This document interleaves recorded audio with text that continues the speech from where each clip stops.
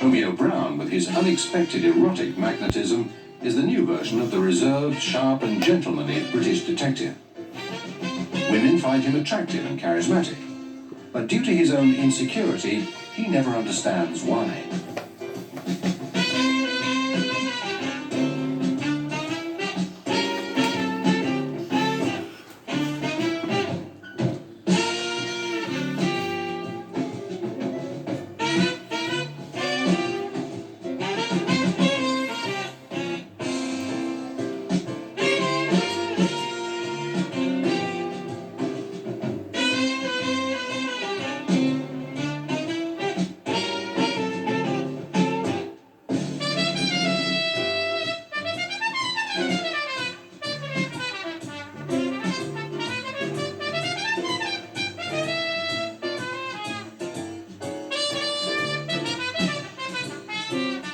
Jeff Hawke is a more determined protagonist that has appeared throughout 2 decades in one of the most interesting series in the Daily Express. Sidney Jordan and Eric Suster are the creators of this heroic character who continues the legacy of those legendary pilots of the Second World War who ably challenged the force of the Luftwaffe during the Battle of Britain. Unlike these conventional pilots, Jeff Hawke participates in Star Wars. Look, an unidentified flying object is coming closer to us. Altitude 200,000 feet. 90,000 feet. It can't be a meteorite, sir. It's incredible! Can we intercept it?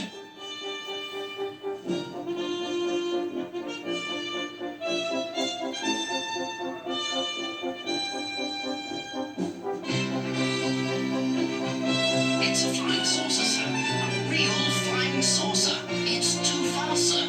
We can't get any nearer. Crikey! Send for Jeff Hawke immediately! Captain Hawke, report to the flight room.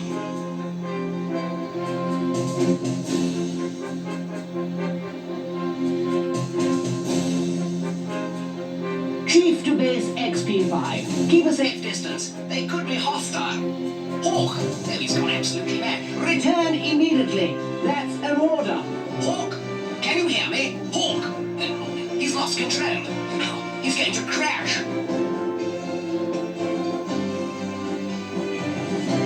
There's no sign of Hawke, sir. He must have disintegrated.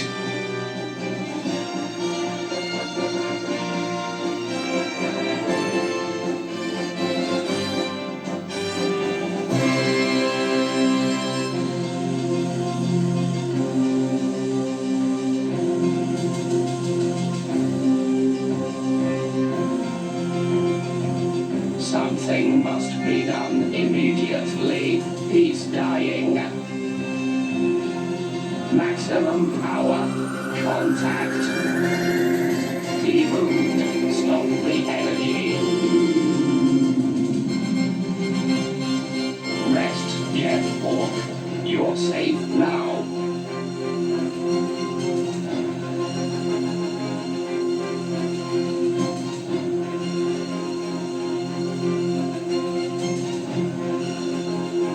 Welcome, Earthling. You're in space aboard our ship. We've spared you because a mistake of ours caused the accident. Who are you? We are the Lords of Light. We live in space. Now you must decide whether to return to Earth and have no memory of what has happened, or accompany us through the galaxies and discover new interstellar worlds.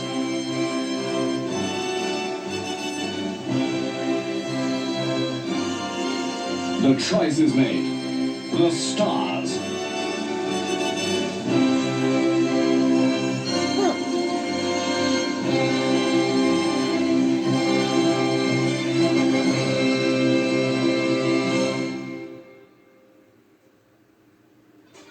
He's always drunk, tough, lazy, cynical, lives off his wife and beats her, respects nothing respectable, bathes every 6 weeks, and endlessly smokes a disgusting cigarette butt. He's Andy Capp, one of the most popular scoundrels in the history of British comics. Reg Smythe creates a character that despises work, the established social order, and everything else that sounds minimally honourable. His wife Florrie hates and pities him at the same time. With her hard-earned money, she supports him, as well as his drinking habits, without ever expecting him to do anything. Smythe sums up his character in one well-rounded sentence. I think every man has something of Andy in him.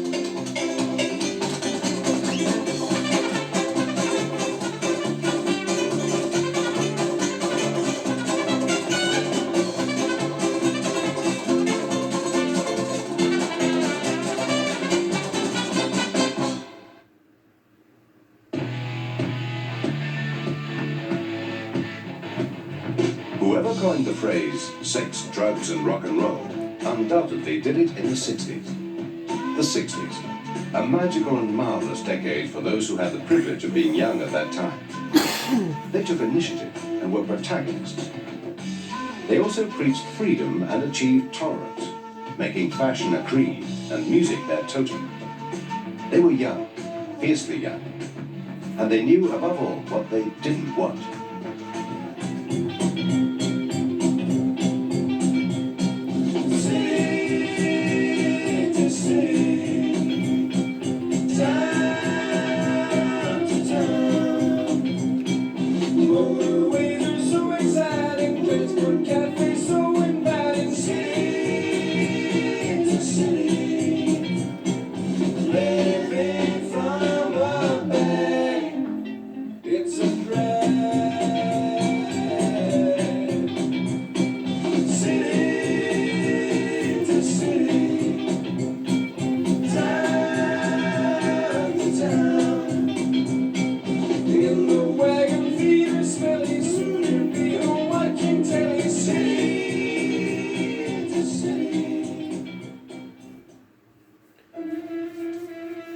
In this world divided into blocks, the Cold War ends up being the fashionable subject in both literature and cinema.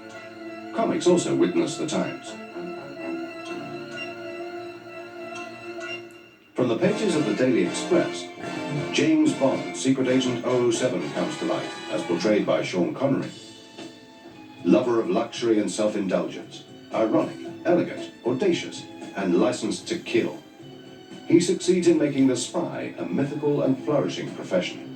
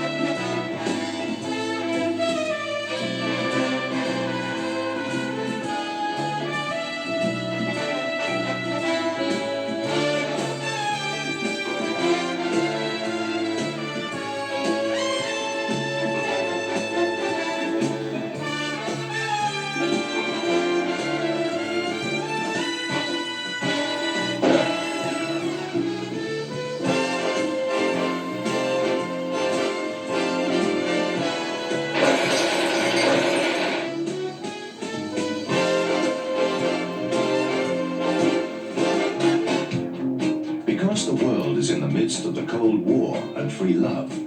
The cool and sexy secret agent, Modesty Blaise, makes her appearance in comics to encapsulate these concepts.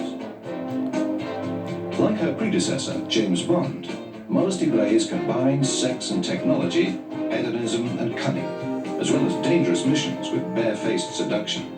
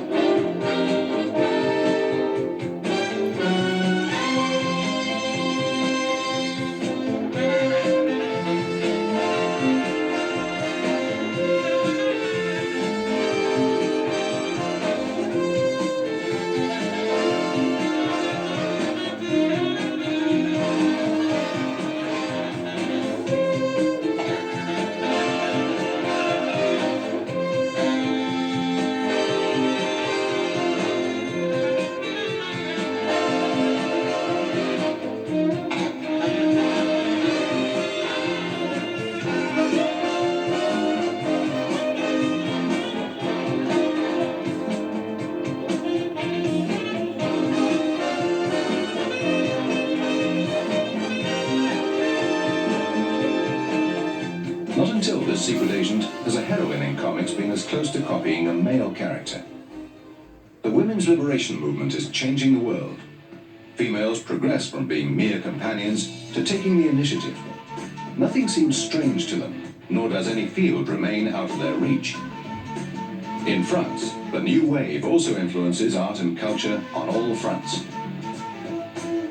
Illustrator Jean-Claude Fauré knows how to depict the historical model of the naive libertine, modernize her, and combine eroticism with science fiction in his creation, Barbarella. Barbarella has the features of Brigitte Bardot, the symbol of beauty of the decade and the aesthetic legend of an entire generation. C'est un jeu, et il est vrai que, je vais pas dire Barbarella c'était moi, mais je veux dire que c'était l'expression de ma révolte personnelle. Enfin, je pouvais choisir une femme pour personnage principal. C'était bien loin d'être érotique à mes yeux, c'était tout simplement une bande humoristique.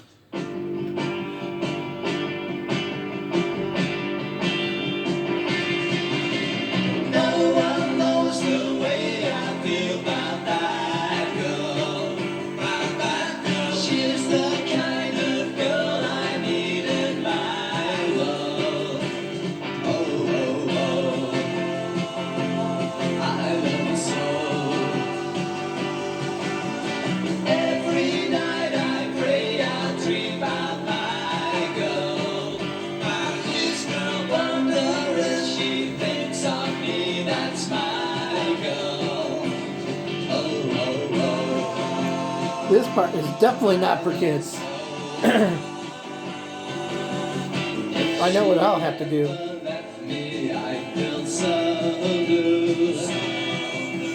Yes, I must confess, I don't know what I do.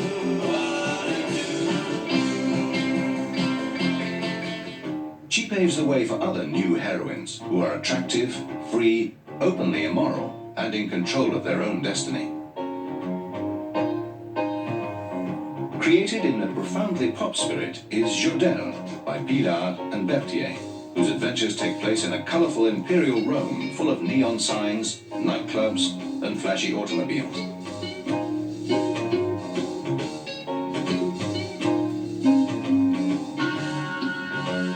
Oh, people, this one might get banned. We'll see.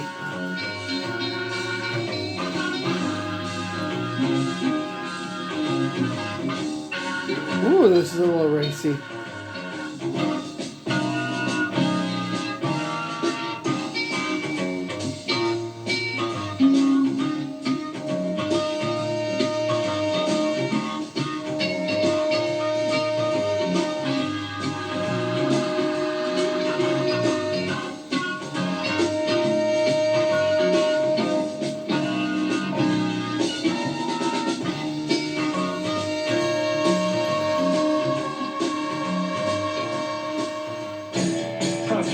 Sévilleuse is a roving female knight in skimpy attire who aggressively rides her powerful motorbike as if it were a steed.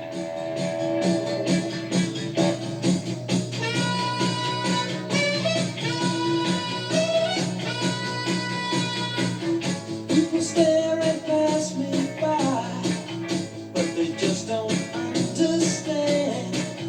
I can tell by the look in their eye, they have seen the promised land. Walking down the street, walking down the street, walking down the street. The beautiful Saga, inhabitant of the exclusively female civilization of Zan, is a peaceful odyssey created by the team of illustrator Nicolas Deville and storywriter Jean Rollin.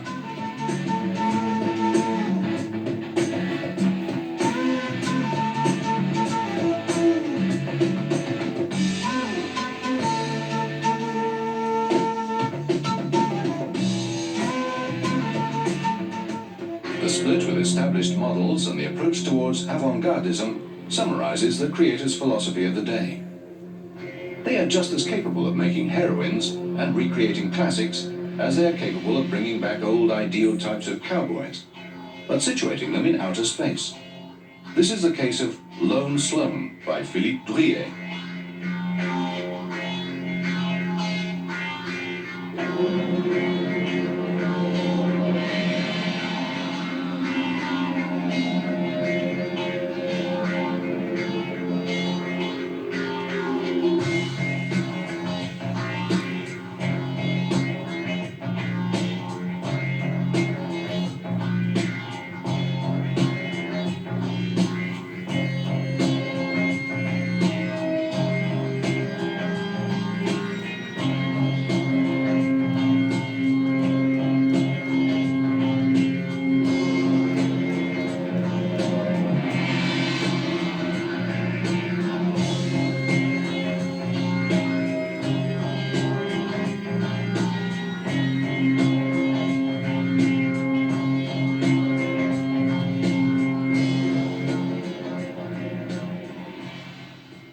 most representative of this process is Ulysses by Loeb and Pichard, a free version of the famous epic poem by Homer.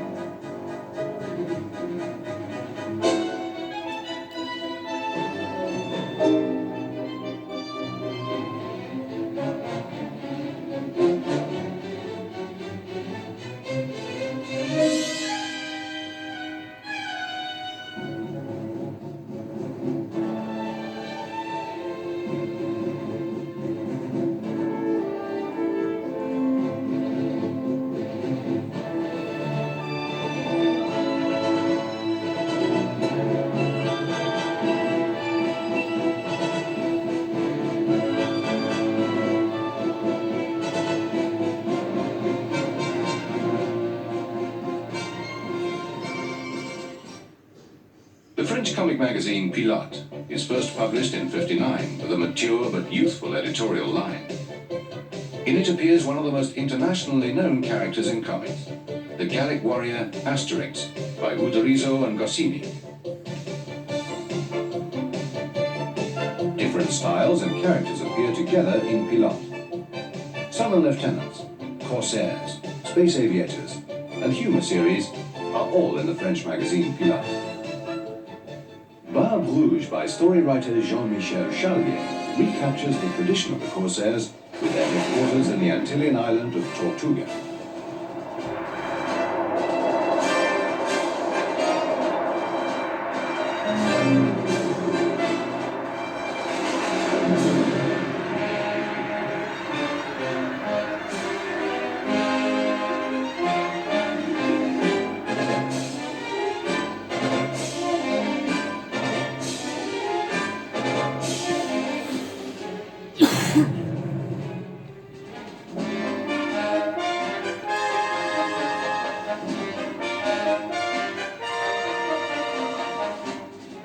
Michel Tanguy, also by Charlier with illustrations by Giget, is an aviation hero in the best American tradition.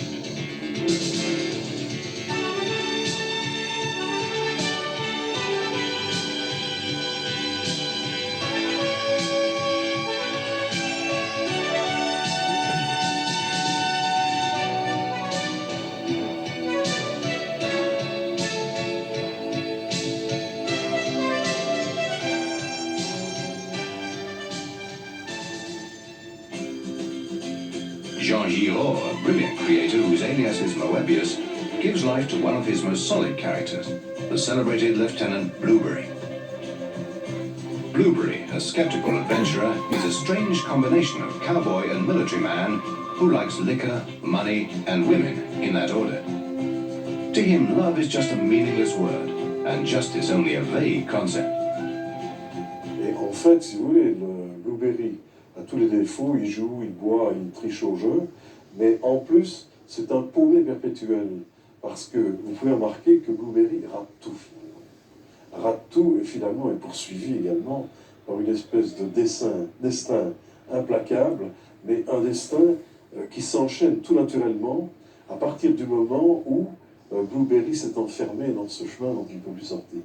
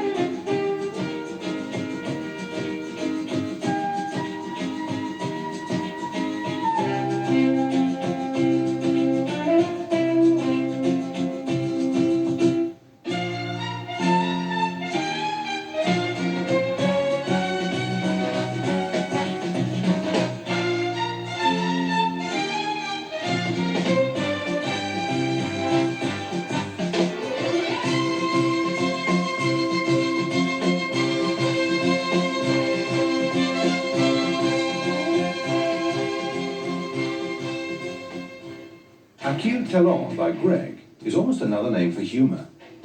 It's the slightly unorthodox humour which also influences Pilote.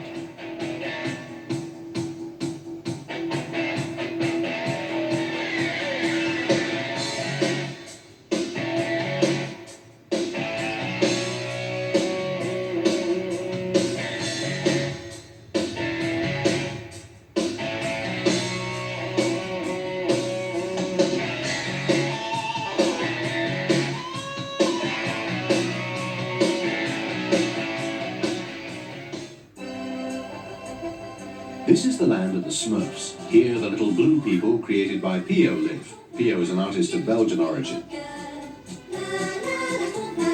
Ça te portera bonheur. Je trouve un air joyeux.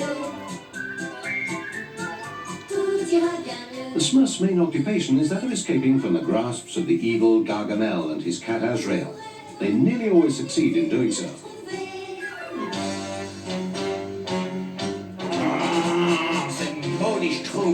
Je les exècre. Mais je me vengerai et ma vengeance sera terrible.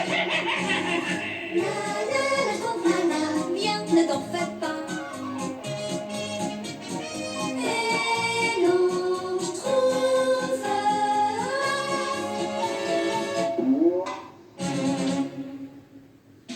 Valérian is an interesting science fiction series written by Pierre Crestin, with drawings by Mézières.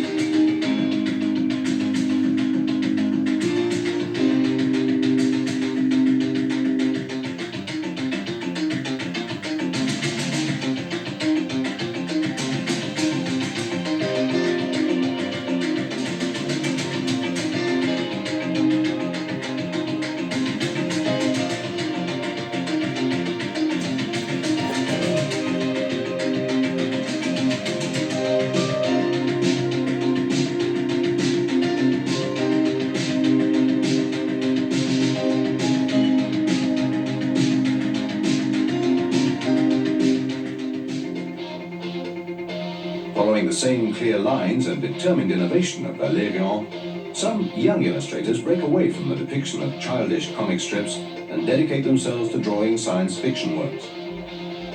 In this futuristic vein, full of fantasy themes and forms, is Cinco por Infinito by Esteban Maroto, where 5 Earthlings help the survivor of a space race in extinction.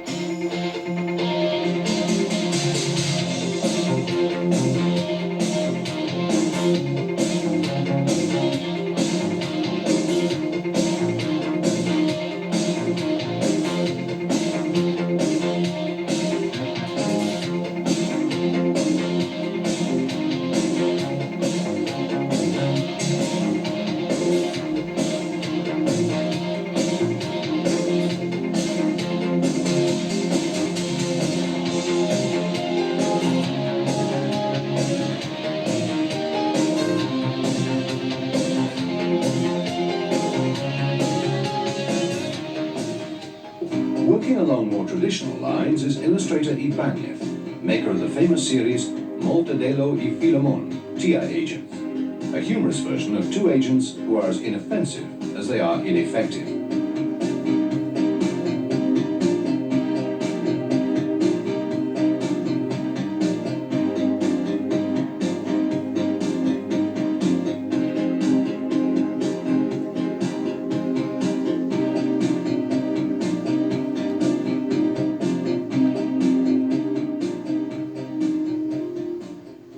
Adaptarlo a los tiempos, hubo que adaptarlo a los momentos, hubo que adaptarlo a, en el caso de este personaje, pues a las multinacionales. O sea, Mortadelo y Filemón dejaron de tener su agencia de información propia y se metieron ya en la CIA, hacer una parodia de la CIA y tal. Surgieron otros nuevos personajes según Tone, como era el super superintendente, el profesor Bacterio, una serie de personajes que animaban el cotarro en sí.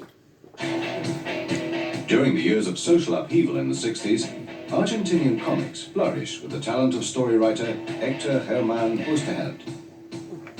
With drawings by Solano Lopez, Oesterheld creates the saga of El Eternauta, a technical expressionist series that recounts the horrors of this fugitive from a distant world.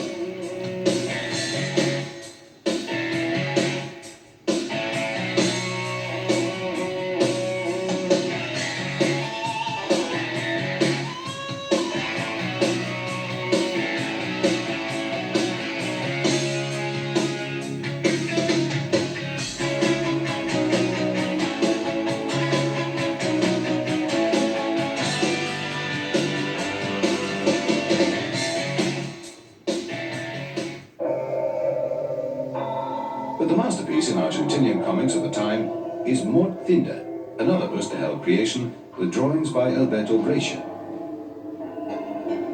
Mort Thinder is a strange character. He is immortal not because he never dies, but because he always comes back to life after dying. From his innumerable lives, he has many memories of exciting adventures lived throughout history and time.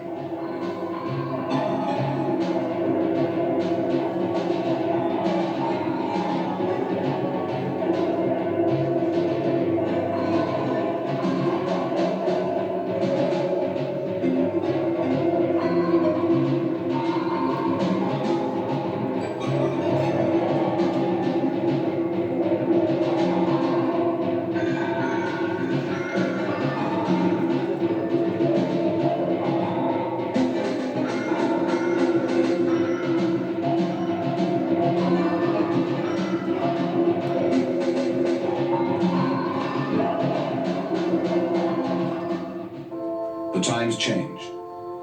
The 60s are a strange and beautiful mixture of hippies, rockers, hallucinogenic trips, love, dreams, psychedelia, ideals, and pop art. In the last years of the decade, the delirious madness evaporates, leaving its protagonists exhausted.